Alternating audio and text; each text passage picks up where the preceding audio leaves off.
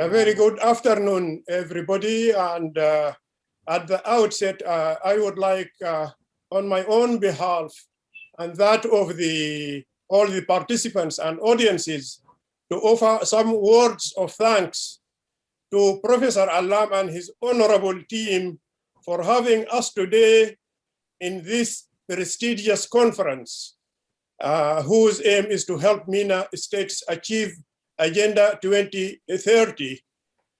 Development of higher education institutions has become both a global responsibility and a national imperative. Hence, we need to find out what opportunities and challenges are most likely to face social policy and decision makers in MENA states. And so I hope my address will have some practical policy implications. My object is therefore to highlight what I believe to be the major challenges and examine the current and possible solutions to MENA higher education institutions development problems. So let me share.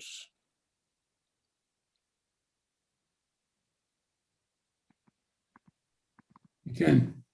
Okay, good.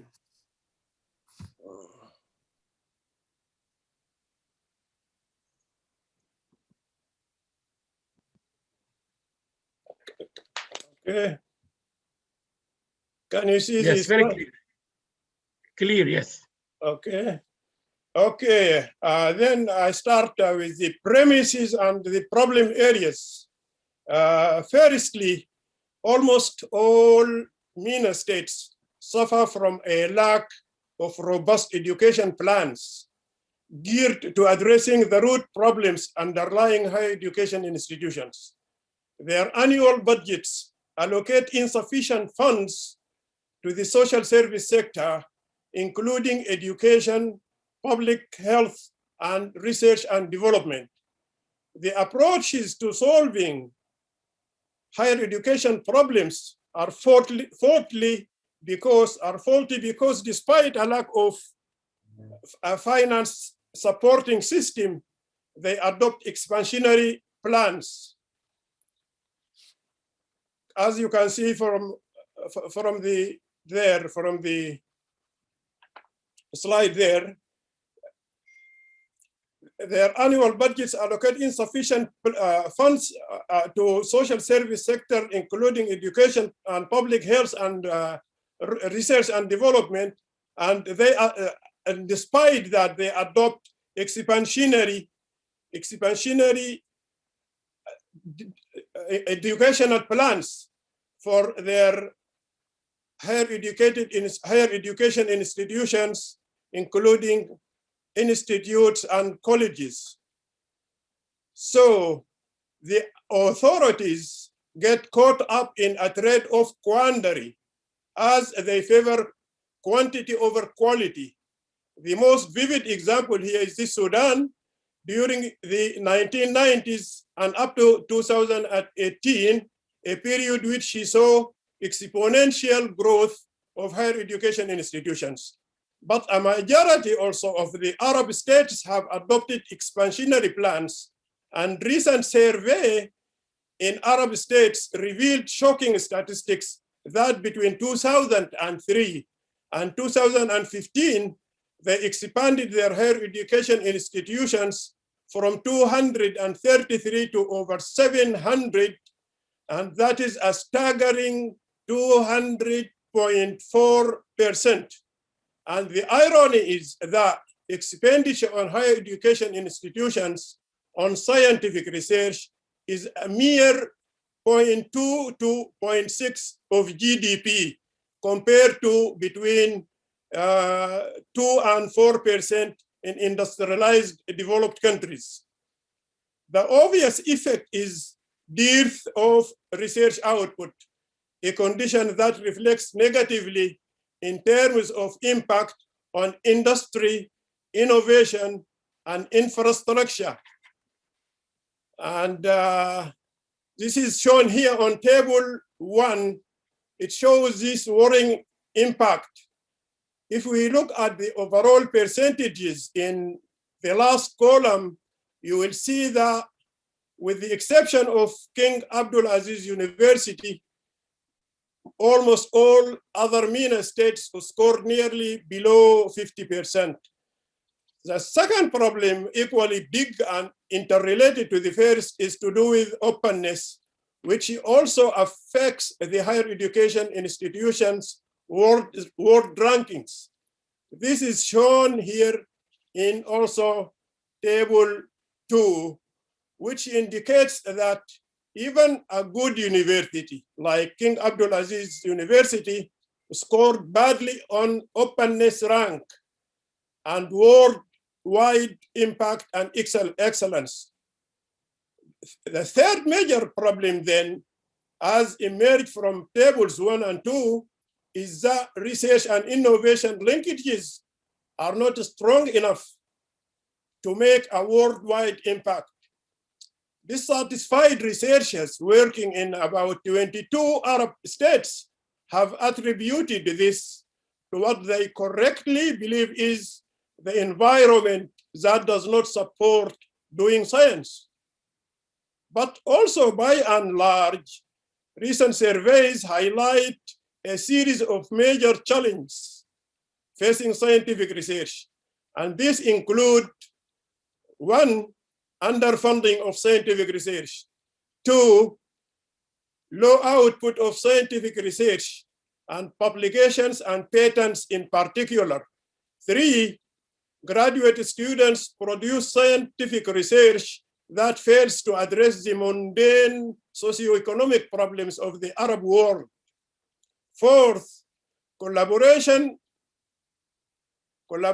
between MENA higher education institutions is lacking in terms of information exchange, experience, and joint research publications. 5th, poor linkages between scientific research and national development sustainable plans. 6th, too little incentives for innovation and entrepreneurship cast dark shadows on motivation. 7th, and probably most importantly, that the governance system of many MENA higher education institutions lack full autonomy. And another important survey traced these problems down to pre-university education. One survey on GCC countries' schools revealed findings pointing to student underachievement in both mathematics and sciences. Such low learning outcomes among students would seriously hamper the Kingdom of Saudi Arabia's efforts aimed at joining the so-called world-class university club. The gravity of the problem will be presently clear as we look at the figures shown on table 3 here.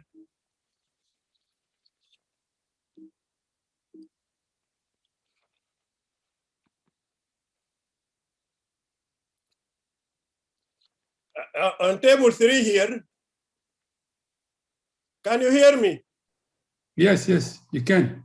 On table 3, which compares learning outcomes for Saudi students to OECD averages, you can see that the Saudi students' scores are low or lower than those of OECD students by almost 100 points. Now, despite these problems, Saudi Arabia has to some extent delivered on its pledges to excel among other MENA states. And at least 2 of its universities are now on the top of the Arab world higher education institutions. And according to the Times Higher Education rankings of 10 universities, as shown on table 4 here. Such results have emboldened the Kingdom of Saudi Arabia as it strives hard to join the highly prestigious world-class university club we need to have a look at the major features of this world-class university model in order to see if the pledges made on the part of policy and decision makers of Saudi Arabia to catapult at least 2 Saudi universities into the top 200 universities in the Arab, into the top world rankings. Let us look at this model propounded by Lee J, as shown in figure 1 here. This is a model of world-class university model, or a concept. And a cursory look into this model reveals that an array of factors would act as bottlenecks for all MENA states, not only Saudi Arabia. The chief hurdle lies with the governance system. As you can see it below here, the governance system that lacks institutional autonomy. And related to this is the inadequate openness or internationalization. You can see it from the top there, down number 2 and column number 1. This internationalization, which we referred to earlier. And this is due to micro-level internal tensions and these structural disadvantages, which are major barriers to global competitiveness. The recommended solutions are displayed on the last column here. You can see them in the last column in this figure on what can be done, and which I hope must be given serious considerations on the part of decision makers and educational planning authorities. And to conclude then, it appears that ascendance of MENA higher education institutions to world-class universities in general would prove to be a tall order unless the chief problems enumerated earlier are squarely and promptly addressed. In the higher education institutions, prospective researchers and scholars would require more intensive training and methods and techniques of research and teaching these methods as a stepping stone to practical work and public service. Secondly, experience tends to indicate that severance of higher education institutions from the status control of their economic, social, and cultural activities is key to resolving the underlying problems. I would venture to forcibly argue that universities, rather than the state, must have the upper hand in restructuring society on the basis of knowledge. And for this to bear fruit, however, it is incumbent upon MENA states in general to approach changes into their higher education institutions with a new cultural outlook. And now I would like to round up my speech with hopefully some enlightened recommendations. And with these recommendations, we advise to note that there is no one size fits all as far as MENA states are concerned. Each has its own specific problems and priorities and must therefore feel free to select the points it deems relevant. Number 1, recommendation number 1, MENA states must develop realistic targets and strategies for developing public and private higher education institutions with a detailed allocation of their scarce scientific and technological resources.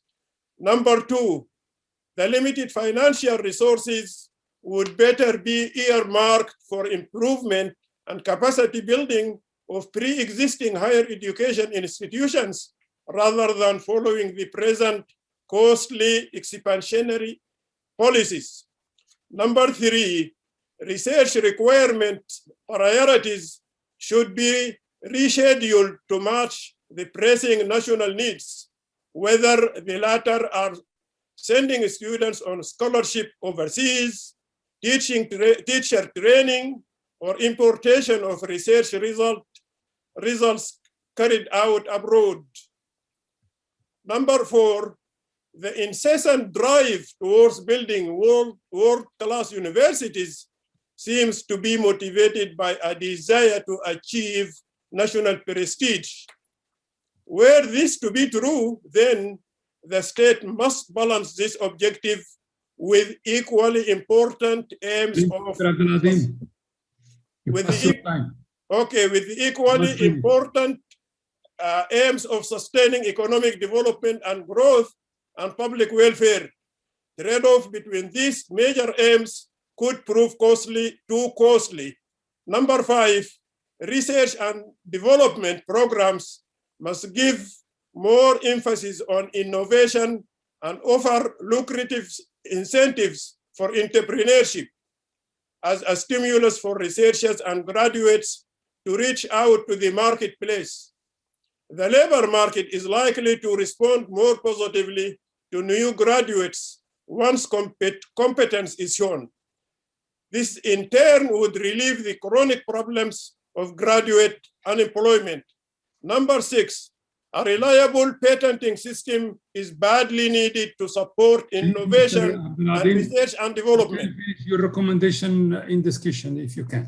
Number 7, the recommendation number 7 is the collaboration between MENA higher education institutions through prompt and timely share of information, and the rising stock of knowledge must be encouraged and boosted, as this is more likely to ease accessibility to information and reduce costs. Number 8, for the purposes of number 7 above, we would recommend that a MENA information network be built as a regional pool accessible to all member states.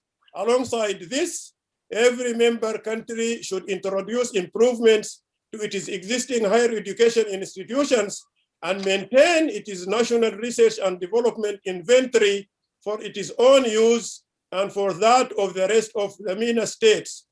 And finally, a recommendation by the World Bank and OECD joint panel to the government of Egypt 10 years earlier still holds relevance today and should be reiterated for all MENA states.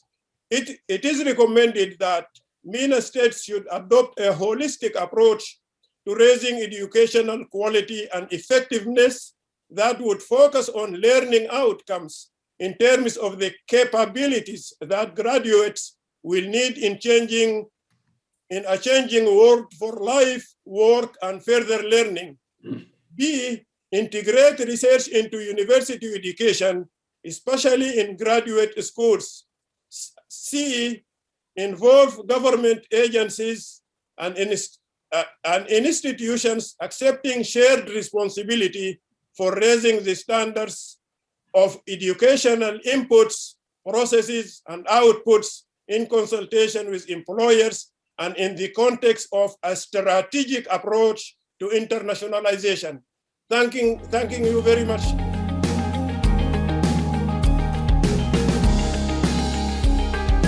So please remember, if we all help and do a little bit, it will make a big difference.